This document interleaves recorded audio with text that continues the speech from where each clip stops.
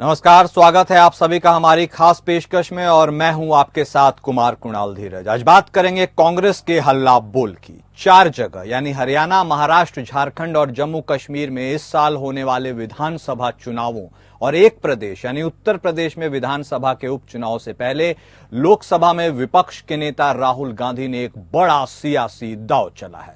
उन्होंने बीजेपी के नेतृत्व वाले एनडीए और प्रधानमंत्री नरेंद्र मोदी की घेराबंदी के लिए कुछ एजेंडे सेट कर दिए हैं, जिन पर बढ़कर कांग्रेस और इंडिया ब्लॉक उनका पूरा गेम बिगाड़ सकता है। देश की राजधानी दिल्ली में कांग्रेस की एक अहम बैठक हुई। इस मंथन में पार्टी चीफ मल्लिकार्जुन खड़गे और सांसद राहुल गांधी के साथ पार्टी के महासचिव, राज्य प्रभारी और प्रदेश कांग्रेस कमेटी के प्रमुख भी मौजूद रहे। राहुल गांधी की ओर से मीटिंग के दौरान 3 बड़े एजेंडे तय कर दिए गए हैं, जो कि आने वाले समय में कांग्रेस की दशा और दिशा तय करने का काम करेंगे। सबसे पहला एजेंडा जेपीसी की डिमांड है, दूसरा एजेंडा जातिगत जनगणना की मांग है और तीसरा एजेंडा आरक्षण है। सेबी को लेकर हिंडनबर्ग रिसर्च की ताजा रिपोर्ट पर कांग्रेस ज्वाइंट पार्लियामेंट्री कमेटी यानी जेपीसी की मांग पर पूरा फोकस कर रही है। वो इसके जरिए स्टॉक मार्केट के छोटे निवेशकों को साधने का प्रयास करेगी, जिनका पैसा दांव पर लगा है। तो वहीं दूसरा बड़ा मुद्दा जातीय जनगणना है। कांग्रेस इस पर भी स्टैंड को लेकर कायम रहेगी और तीसरा एजेंडा SC/ST में क्रीमी लेयर नहीं लागू करने देना है। वो इसके लिए प्रधानमंत्री नरेंद्र मोदी के नेतृत्व वाली सरकार पर दबाव डालेगी। राजनीतिक एक्सपर्ट्स की माने तो कांग्रेस ने आम चुनाव 2024 में बीजेपी और एनडीए के खिलाफ जो कैंपेन चलाया था, यानी आरक्षण बचाओ और संविधान बचाओ वाला कैंपेन, वो इस बार भी चुनावों के पहले वैसा ही प्रचार बड़े स्तर पर कर सकती है। कांग्रेस इन बड़े मुद्दों पर देशव्यापी जन आंदोलन शुरू करेगी। कांग्रेस चीफ का आरोप है कि संविधान पर हमला लगातार जारी है। बयान में कहा गया है कि अगले कुछ हफ्तों में देश भर में इन तीनों मुद्दों पर पार्टी जन आंदोलन अभियान चलाएगी। कांग्रेस के लिए 3 मुद्दे बड़े मास्टर स्ट्रोक इसलिए भी साबित हो सकते हैं क्योंकि वह नई किस्म की सोशल इंजीनियरिंग करना चाह रही है। जिन जगहों पर चुनाव है वहां अच्छी संख्या में दलित और आदिवासी है। ऐसे में उसे संभवतः फायदा मिल सकता है।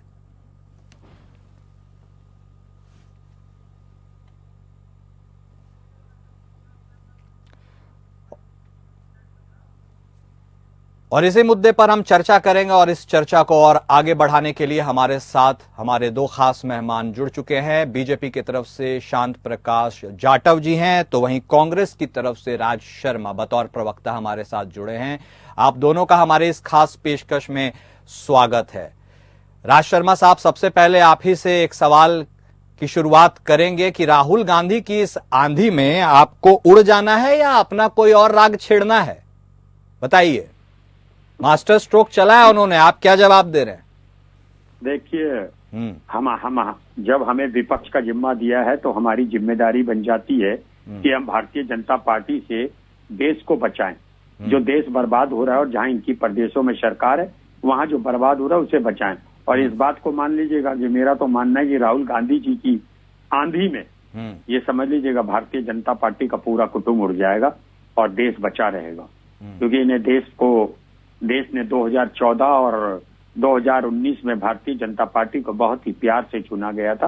लेकिन जितने प्यार से भारतीय जनता पार्टी को देश के लोगों ने, देश के वोटर्स ने चुना था, मेरे जैसे साधारण आदमियों ने चुना था, लेकिन उससे भी तेजी से, जिस भावना से उन्होंने चुना था, लेकिन उन भावनाओं से भारतीय जनता पार्टी ने जवाब नहीं दिया, बल्कि छला। आज युवा देख रहा है कि सन 2014 में जिसने पहली बार वोट दिया था वो भी अपने को छला हुआ समझ रहा है। वो 18 साल का वोट देने को तैयार हुआ था, आज 27 से 28 साल का हो रहा और रोजगार उसके पास है नहीं। बड़े बड़े एग्जाम हुए, एग्जामों में उन्हें एग्जाम हो जाता है तो रिजल्ट नहीं आता, और अगर एग्जाम नहीं, पहले एग्जाम से पहले पेपर लीक हो जाता है। इन सब का प्रभाव पड़ेगा और निश्चित रूप से हम विपक्ष की भूमिका, जिस चीज के लिए हमें बनाया गया, हम विपक्ष का महत्व तब होता है जब सत्ता वालों को, सत्ताधारी लोगों को अपनी मनमानी और हिटलर साइड ना करने दे। और देश के लिए अगर वो गलत डिसीजन लेते हैं तो उसके लिए विपक्ष उत्तरदायी होता है अगर ना अपनी बात को कहे। जैसा कि अभी बांग्लादेश के मैटर में देखिए, पूरे ये विपक्ष ने कह दिया कि केंद्र सरकार अपना जो डिसीजन लेना चाहती है हम उनके संग है। यही दरिया दिली होती है और यही मतभेद होने के बाद भी प्यार का एक इजहार होता है। लेकिन इन बातों को भारतीय जनता पार्टी नहीं समझती है। इन बातों को नहीं, भारतीय जनता पार्टी को सिर्फ 2-4 चीजें चाहिए। सर, इतना संजीदा विपक्ष आपको मिला है जाटव साहब, बताइए कितनी अच्छी बात उन्होंने कही कि मतभेद हो सकते हैं, मनभेद नहीं होना चाहिए, ये उनका आशय है। कुछ चीजों पर वो आपको सपोर्ट भी करते हैं, लेकिन आप सर विपक्ष पर ही सारा ठीकरा फोड़ देते हैं। अब राहुल गांधी जो ये मास्टर स्ट्रोक उन्होंने चला है, क्योंकि मैं आपको एक और बात बताता हूं कि जिन 4 राज्यों में अब चुनाव होने वाले हैं वहां बड़ी संख्या में दलित और आदिवासी भी हैं। तो क्या इस मास्टर स्ट्रोक से जो आपकी कमी रही है लोकसभा चुनाव 2024 में, उससे आप उबर नहीं पाए हैं? क्योंकि उसके बाद कई जगह उपचुनाव हुए, वहां पर बीजेपी का परफॉर्मेंस उतना शानदार नहीं रहा जैसा आपने कल्पना किया था। शायद ओवर कॉन्फिडेंस हो, पार्टी वर्कर्स का जो भी कारण हो। आपसे जानना चाहेंगे कि अब राहुल गांधी के इन 3 बड़े एजेंडे, यानी जेपीसी की मांग, जातिगत आरक्षण और संविधान का तो एक नारा उन्होंने लगा ही रखा है, इससे आप कैसे टैकल करेंगे और बीजेपी की क्या रणनीति है, बताइए जाटव साहब। देखिए, राहुल जी ने जिस तरीके से ये 3 पॉइंट प्रोग्राम जो है घोषित किया है, ये कहीं से भी समाज में डेवलपमेंट को लेकर के नहीं, सिर्फ रिटर्न को लेकर के ही काम करने वाला है। अच्छा, जेपीसी की जो मांग इन्होंने रखी है, किस चीज की जेपीसी की मांग? एक जो शॉर्ट टर्म जो काम करने वाली जो विदेशी फर्म जिसकी कहीं कोई अहमियत नहीं है, उसके द्वारा एक आरोप कुछ भी लगा देना, उसके आधार पर केवल जेपीसी की मांग होगी। ये कोई बात है? अगर आपको लगता है कि उस कंपनी ने जो विषय दिया है कि यहाँ पर कहीं कुछ अनियमितता हुई है, आप उसके लिए कोर्ट जाएं। पीछे भी ये लोग कोर्ट गए 2023 में, वो जो है ना कपिल हिंडनबर्ग जो है, मगर सुप्रीम कोर्ट ने और सेबी ने जो भी कुछ पेश की और सुप्रीम कोर्ट ने उसको माना। तो ऐसे में एक बार फिर जो है ना फर्जी तरीके से माहौल को जो है ना शेयर मार्केट को गिराने के लिए ये काम करने वाली फर्म है। और इसके कहने पर जेपीसी, मैं समझता हूं कि देश की ज्यादातर आबादी को तो इस चीज के बारे में इल्म भी नहीं होगा कि आखिर जेपीसी की मांग जो है वो कर किसके लिए रहे हैं।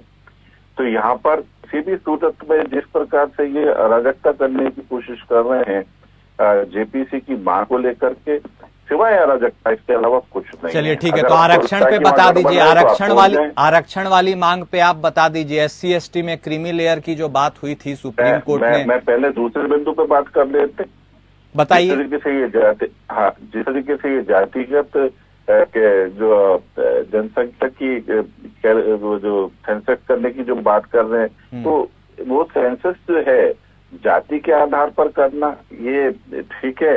अभी बिहार में भी इस पर करी गई जाति गणना, तो उससे क्या लाभ मिला? सिवाय समाज के अंदर एक विरोध पैदा होगा ना, विघटन पैदा होगा। और रही बात आरक्षण की, आरक्षण का इन्होंने कहा कि हम क्रीमी लेयर को लागू नहीं होने देंगे। अरे आप इसका मतलब ये चाहते हैं कि मल्लिकार्जुन खड़गे जी जो शेड्यूल कास्ट हैं, केवल इन्हीं को और इन्हीं के परिवार को ही आरक्षण मिले? आप चाहते हैं क्रीमी लेयर लागू करना? आप चाहते हैं, आप ही बता दीजिए ना, आप चाहते हैं SC ST में? अरे मैं तो जो मेरी बात सुन ले ना, आप विरोध की बात कर रहे हैं ना आप। अरे नहीं, आपसे मेरा स्पष्ट सवाल है, आप चाहते हैं कि सुप्रीम जो SC ST में क्रीमी लेयर है वो लागू हो जाए? बता दीजिए मुझे, आप बताएं क्या होना नहीं चाहिए? क्या होना चाहिए? शेड्यूल कास्ट है उसको रिजर्वेशन नहीं मिलना चाहिए? जो संतरी है मल्लिकार्जुन खड़गे जी का, जो संतरी है, उनका सिपाही है, उनका ड्राइवर है, उसके बच्चे को आरक्षण मिलना चाहिए या मल्लिकार्जुन खड़गे जी को मिलना चाहिए? मतलब आप उपवर्गीकरण के पक्ष में हैं? बिल्कुल SC ST। मुझे आप बताएं कि मुझे आप एक बात बताएं कि यदि कहीं कोई सुप्रीम कोर्ट ने उस पर चर्चा करने की बात करी है, तो उस पर चर्चा क्यों नहीं होनी चाहिए? केवल हम उसको लागू नहीं होने देंगे, इसका मतलब जो धनाढ्य शेड्यूल का शेड्यूल टाइप है केवल वही उसका लाभ लेता रहेगा। अरे मिलकर के चर्चा करें और चर्चा करने के बाद में एक समाधान निकालें, ताकि गरीब जो शेड्यूल का शेड्यूल जनजाति का जो वर्ग है उसको उसका बेनिफिट मिले। आप इसको लेकर के एजेंडा चलाएंगे कि हम इसको लागू नहीं होने देंगे, इसका मतलब आप गरीब शेड्यूल कास्ट और शेड्यूल ट्राइब का हित बिल्कुल नहीं चाहते। अरे सर, तो बीजेपी तो खुद ही चाह रही है कि सुप्रीम कोर्ट के इस फैसले को हम कोई अध्यादेश लाएं दबे जुबान में, और हम इस बात को नहीं मानेंगे, ऐसा मानना है बीजेपी का? मैं जो बात कह रहा हूं कि समुचित पक्ष और विपक्ष को इस पर चर्चा क्यों नहीं करनी चाहिए।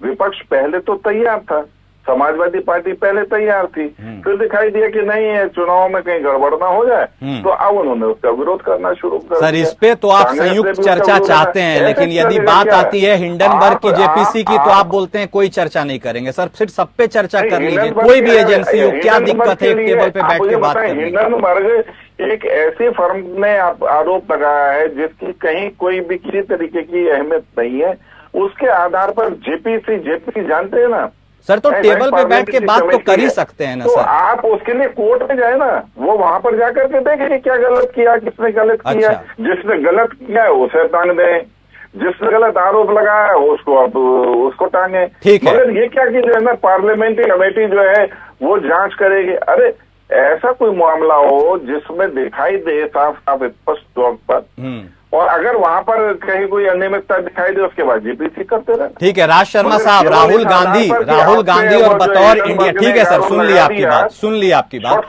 कंपनी है राज शर्मा साहब, राहुल गांधी को जो संजीवनी मिली है, पूरे इंडिया ब्लॉक को जो संजीवनी मिली है 2024 के लोकसभा चुनाव में, उस मोमेंटम को आप पूरे तरह से भुना रहे हैं और कैरी करना चाहते हैं, और आपको लगता है कि आने वाले जो चुनाव हैं उनपे भी वही असर रहेगा जो 2024 में हुआ है।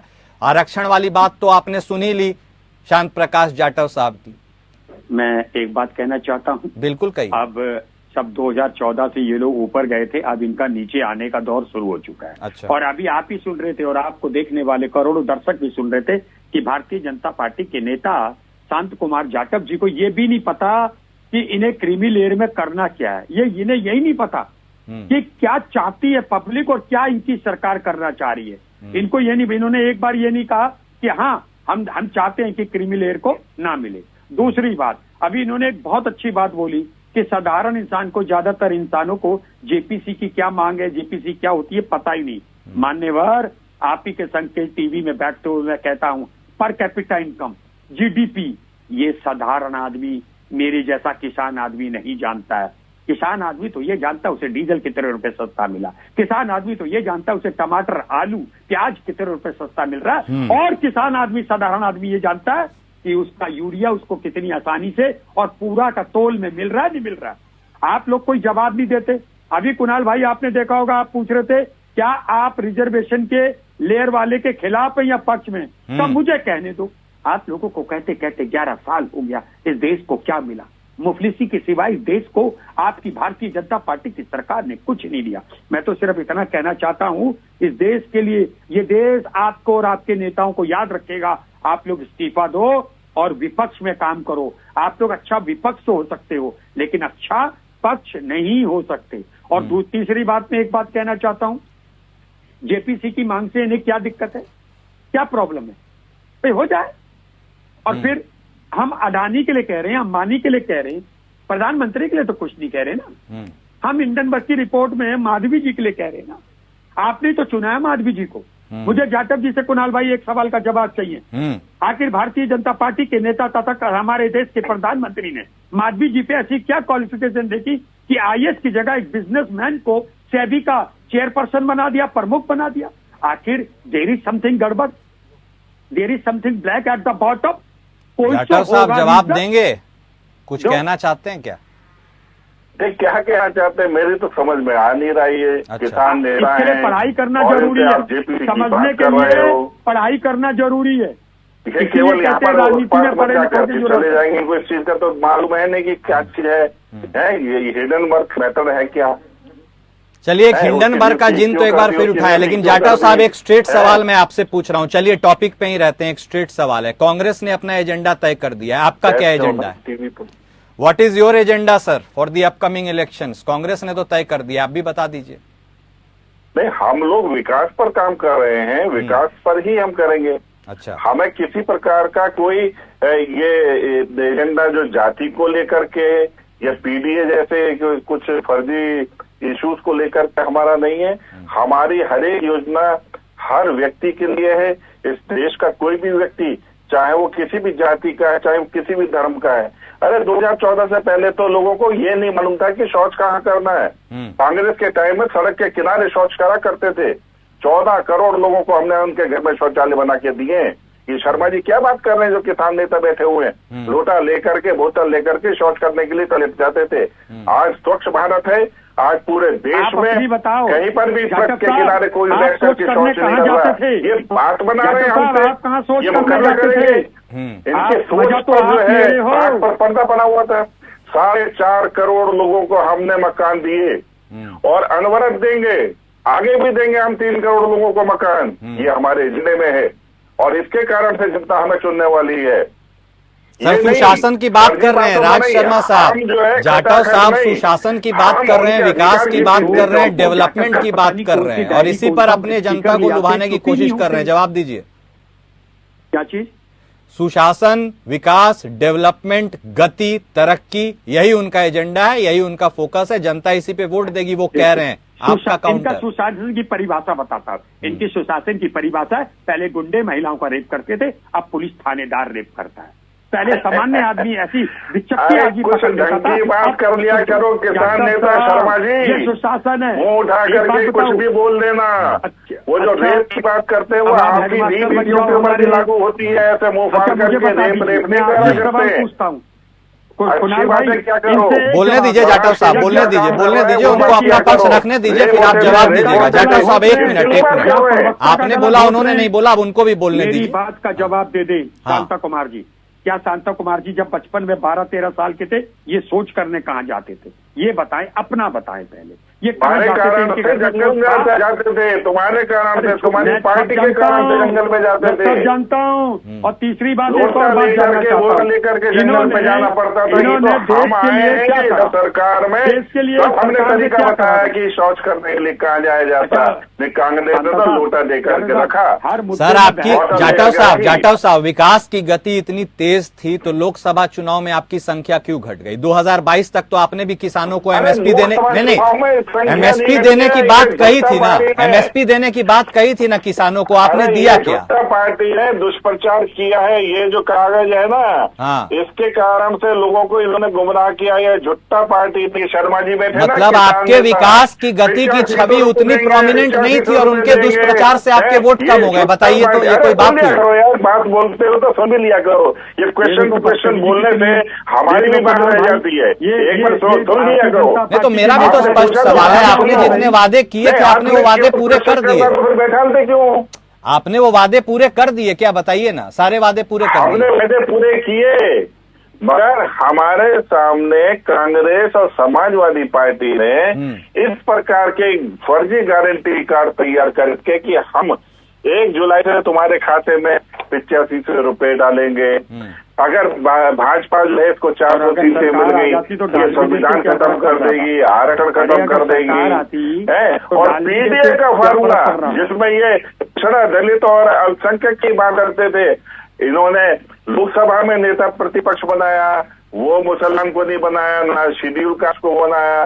राज्यसभा यहाँ पे दिल्ली, उत्तर प्रदेश में विधानसभा में इन्होंने नेता प्रतिपक्ष बनाया, वो भी गाली देते रहे ब्राह्मणों को। माता प्रसाद पांडे जी को बना दिया। हाँ, तो ब्राह्मण को बनाया ना। तो समाजवादी पार्टी के प्रवक्ता हमारे साथ नहीं है, नहीं तो हम उनसे भी ये सवाल पूछ लेते। जो है नहीं, ये खुद भी बैठे हुए हैं, उन्हीं के साथी हैं। हाँ तो वो तो कहेंगे ना फिर कि हम तो पीडीए के साथ ब्राह्मणों को भी सम्मान दे रहे हैं, अगड़ों को भी दे रहे हैं, समावेशी अप्रोच। ब्राह्मण को आपने लोकसभा में गरियाया और आपने जो है ना ब्राह्मणों को। चलिए सुन लेते हैं राज शर्मा साहब बता रहे हैं, सुन लेते हैं। बताइए शर्मा साहब। मैं शांता कुमार जाटव जी से पूछना चाहता हूँ कि समाजवादी पार्टी इनको बताएंगे फिर वही बात, समाजवादी पार्टी ने उत्तर प्रदेश में विपक्ष का नेता माता प्रसाद पांडे जी को बनाया। क्या ये इसका विरोध करते हैं कि ब्राह्मण को क्यों बनाया? हाँ या ना? अरे अब तो ब्राह्मणों को सर बीजेपी को कब से तकलीफ हो गई ब्राह्मण से? बताइए सर। पीडीए फार्मूला में कहीं ब्राह्मण है क्या? अरे मैं कह रहा आप विरोध करते हो, दोनों ब्राह्मण को क्यों तालियां बजा रहे थे? पीडीए वो पीडीए माता प्रसाद पांडे निकाले। अरे मुझे बताओ, सिर्फ जवाब दो। सर जवाब दे दिया ना जाटव साहब। ब्राह्मण से कोई तकलीफ है क्या? समाजवादी पार्टी ने ब्राह्मण को नेता प्रतिपक्ष बनाया तो अच्छी बात है ना, सोशलिस्ट अप्रोच है सबको। आप जातिवाद नहीं करते, मगर जातिवाद का तबला और ताली तो ये पीटते थे ना। अच्छा अरे पीडीए ये करते थे ना, पीडीए और पीडीए में से कौन निकला? मुसलमान ने वोट दिया पीडीए को, श्रीलंका से वोट दिया पीडीए को, निकाल दिया तुमने। जाटव साहब एक मिनट अब सुन लेते हैं, राज शर्मा साहब को सुन लेते हैं। अरे जाटव साहब साथ बोले तो बोले, छन्नी क्या बोलेगी? जाटव साहब रुकिए, एक मिनट रुकिए, आपने अपनी बात कह दी। ब्राह्मणों पे सिर्फ बीजेपी का कॉपीराइट थोड़ी है सर। एक मिनट राज शर्मा साहब, ब्राह्मणों पर सिर्फ बीजेपी का कॉपीराइट थोड़ी है, अगड़ों पे सिर्फ बीजेपी का कॉपीराइट थोड़ी है। कोई और पार्टी यदि किसी को बनाती है तो उसमें आपको क्या तकलीफ है? आपको तो उसका स्वागत करना चाहिए जाटव साहब। किसी शेड्यूल कास्ट को बनाओ प्राइम मिनिस्टर, किसी आपको तो उसका स्वागत करना चाहिए। जाटव साहब एक मिनट, राज शर्मा साहब बता रहे हैं यदि समावेशी अप्रोच रख रही है इनकी सहयोगी पार्टी तो बीजेपी को स्वागत करना चाहिए। कोई बीजेपी का कॉपीराइट थोड़ी है ब्राह्मण पर। ये समावेशी नहीं है, ये लोकसभा में। हाँ ठीक है, एक मिनट जाटव साहब, अब एक मिनट, अब राज शर्मा साहब को सुन लेते हैं, आपकी बात सुनी सर। जाटव साहब एक मिनट आएंगे आपके पास, बोलिए राज शर्मा साहब। कि जाटव साहब का शेड्यूल कास्ट के प्रति इतना अच्छा प्रेम है, मेरा भी है। हाँ। चलिए उन्हें प्रधानमंत्री बनाते हैं। इसी बात मोदी जी, आप अपनी पार्टी के किसी शेड्यूल कास्ट को बनाइए। जाटव साहब एक मिनट। और प्रधानमंत्री नहीं बनाते हैं क्या? समाजी हमारा राष्ट्रीय अध्यक्ष प्रधानमंत्री बनाओगे? बाबू जगजीवन राम को तो तुम प्रधानमंत्री बना नहीं पाए भैया। सर एक बात बताइए, प्रधानमंत्री बनाएंगे? कौन सी डायरी लायो? बजा रहे थे उसमें से निकाल माता प्रसाद। कौन सी डायरी लायो? उसमें से निकाल दी नेता प्रतिपक्ष राहुल गांधी। अरे भैया सर जाटव साहब, अब आने वाले विधानसभा चुनावों में जाटव साहब आने वाले विधानसभा चुनावों में आपको क्या लगता है क्या होने वाला है? क्योंकि यदि आपने बात कही थी, एक अच्छी बात कही कि विपक्ष ने दुष्प्रचार किया, उसका परिणाम आपको लोकसभा चुनाव में मिला। लेकिन सर लोकसभा चुनाव के बाद कई जगह उपचुनाव हुए हैं, कई राज्यों में हुए हैं, वहां पे भी इंडिया ने ही क्लीन स्वीप किया था सर। तो अभी भी क्या आपको जो लगता है दुष्प्रचार फैलाया है, जनता अभी तक उसको पकड़ नहीं पाई है या जनता मान गई है कि वो जो कह रहे हैं सही कह रहे हैं, आप जो कह रहे हैं गलत कह रहे हैं? आपका क्या टेक है? आप बताइए, आने वाले चुनावों में आप कैसे टैकल करेंगे इसको? देखिए हमारा सीधा फंडा है, देश का कोई भी प्रदेश हो, हम हर जगह पे हर विधानसभा पर डेवलपमेंट लेकर के उतर रहे हैं और डेवलपमेंट ही हमारा मेन एजेंडा है। और वो डेवलपमेंट का मतलब ये नहीं है कि किसी विशेष वर्ग के लिए, हम हर एक वर्ग के लिए काम कर रहे हैं और अनवरत हमारा काम जो है इसी प्रकार से चलता रहेगा। हमने पूरे देश में सड़कों का जाल बिछाया है, वो सड़कों का जाल जो है वो किसी पर्टिकुलर विधानसभा में नहीं बनाना है या इस प्रकार से करना, ऐसा नहीं। पूरे देश को एक सिरे से जो है हमने डेवलपमेंट दिया है और उसी पर ही हमें पूरा भरोसा है कि हम अपनी जनता के बीच में काम कर रहे हैं और जनता हमसे काम कराने के लिए। सर आप जो विकास की बात कर रहे हैं, यदि विकास ही पे आपका एजेंडा था तो फिर राम मंदिर के मुद्दे पर आपको चुनाव नहीं लड़ना चाहिए था। राम मंदिर भी तो आपका एजेंडा था ना। राम मंदिर के मुद्दे पे तो चुनाव नहीं लड़े। राम मंदिर जो है सुप्रीम कोर्ट ने क्या झूठा पार्टी के बेटी जलाओ पार्टी, बेटी झुट्टा पार्टी, राम मंदिर करते हुए और वहाँ पर जो है ना राम आपको अपना सर आपका ऐसा कौन सा नेता था जिसने विकास पर बात की और राम मंदिर पे बात नहीं की? यही बता दीजिए जाटव साहब। भारतीय जनता पार्टी का मेन एजेंडा जो है वो राष्ट्रवाद है, विकास है। हमने धारा 370 खत्म किया। हमने जिस तरीके से नोटबंदी करके जो ब्लैक में पैसा भरा हुआ था इन लोगों के कमरों में, उन गोदामों में, हमने उसको खत्म किया। हमने जीएसटी लागू करके देश का सबसे बेहतरीन जो है ना टैक्स कलेक्शन, उसी का विरोध करते थे, जीएसटी का ही विरोध करते थे। तथाकथित चीफ मिनिस्टर तरीके से जो है तथाकथित चीफ मिनिस्टर जीएसटी का विरोध करते थे। सर एक मिनट जाटव साहब, विकास ही अगर सब कुछ था, विकास सब कुछ था तो आपको हर जगह आपके प्रधानमंत्री को इतना कैंपेन क्यों करना पड़ा? आप मोदी जी के चेहरे पे चुनाव नहीं लड़ रहे थे, बताइए। करके बोलेंगे तो उसका जवाब मिल जाएगा। बदतमीजी पसंद नहीं है मुझे। डेवलपमेंट के सूत्रधार जो हैं वो माननीय प्रधानमंत्री नरेंद्र मोदी जी हैं, और हम आगे भी इसी विषय पर, इसी डेवलपमेंट के आधार पर ही हम चुनाव लड़ेंगे। हमें किसी प्रकार का कोई जातीय और धार्मिक विद्वेष समाज में पैदा नहीं करना है। एक सिरे से लेकर के कश्मीर से कन्याकुमारी तक सिर्फ और सिर्फ जो है डेवलपमेंट हो, हमारे देश का भाग्य अच्छा बने, दुनिया में हमारा नाम और जो हो भी रहा है। हम 12वें नंबर से 5वें नंबर की अर्थव्यवस्था बन गए, ऐसे ही नहीं बन गए, और बहुत जल्द हम जो 30वें नंबर की अर्थव्यवस्था बनने जा रहे हैं, उसके लिए हम लगातार इस वक्त में काम। मतलब राम मंदिर अब आपका कोई मुद्दा नहीं है ना? देखिए, मंदिर हमारा धार्मिक आस्था है। अच्छा, देश के तमाम जो हमारे जो मंदिर हैं, पूजा स्थल है, वो सब हमारी धार्मिक आस्था है। केवल है ना इसके कारण से हम चुनाव में जीत जाएंगे, ऐसा नहीं है। और Narendra Modi as your brand image, हम पूरी तरीके से संकल्पबद्ध हैं, और अगर साथ ही साथ हम अगर चुनाव में जाते हैं, उसके पीछे केवल जो है वो डेवलपमेंट ही हमारा आधार है। मतलब मोदी जी के नाम की अब आप बात नहीं करेंगे, सिर्फ डेवलपमेंट की बात मोदी जी तो हमारे ये तो सारे जो हमारा जो काम शुरू हुआ डेवलपमेंट का, उसके सूत्रधार है। उनको तो कभी भी okay, point taken. Raj Sharma साहब, मोदी जी सूत्रधार हैं तमाम डेवलपमेंट, और इसलिए अब उनके ब्रांड का भी सहारा तो लिया ही जाएगा, क्योंकि डेवलपमेंट उन्होंने ही किया है। बताइए आपका काउंटर। कुणाल भाई, मैं आपके जवाब से पहले एक बात कहना चाहता हूं। हम डिबेट में आते हैं, एक दूसरे से तहजीब से बोलें। एक किसान नेता, मैं जाटव साहब आपसे ये उम्मीद नहीं करता। मुझे शकल से आप पढ़े लिखे लगते हैं। आपस में एक दूसरे को संबोधन तो सही से हो। मैं हमेशा शांत कुमार साहब, जाटव साहब बोलता हूँ। आप ये कैसे बोल रहे थे मुझे? एक किसान नेता, एक किसान नेता, ये क्या होता है? मेरा नाम शांत प्रकाश है।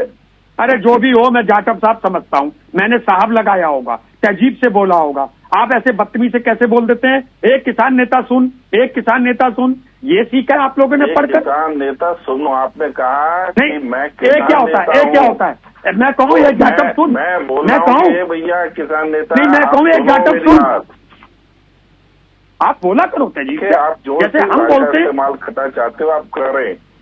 आप एक बात सुनिए, अब भाई मैं जवाब बोलिए। राजशेखर साहब बोलिए। ठीक है, जाटव साहब सुन लेते हैं अब उनको। उनकी अपनी बात थी, व्यक्तिगत थी। किसान तो हमारे देश की रीढ़ की हड्डी है सर, तो कम से कम यदि अगर उनको कुछ लगा तो उन्होंने बताया। आपको अच्छी बात है, बताना चाहिए। बताइए शर्मा साहब, बताइए। सुने, किसान मैं भी यूनियन, आर्थिक किसान यूनियन। ठीक है जाटव साहब, ओके, सुन लिया आपने। मगर मैं कभी ये ढिंढोरा नहीं पीटा कि मैं किसान हूँ। ठीक है, उनको व्यक्तिगत तौर पर कुछ लगा, उन्होंने अपनी बात रखी। क्या दिक्कत है इसमें? बोलिए। सारा ढिंढोरा आपका नेता ही पीट लेता है। शर्मा साहब बोलिए। पीटोगे तो मैं एक बात कहना चाहता हूँ कि आप मुझसे भी कोई सवाल पूछे, मुझे उसी का जवाब देना चाहिए। आपने एक बात इनसे बार बार पूछी थी, क्या Bharatiya Janata party creamy layer के रिजर्वेशन के अगेंस्ट है या नहीं है? इसका जवाब जाटव साहब दे देगा।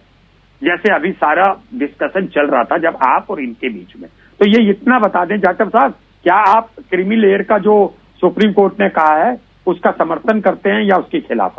बस बताइए।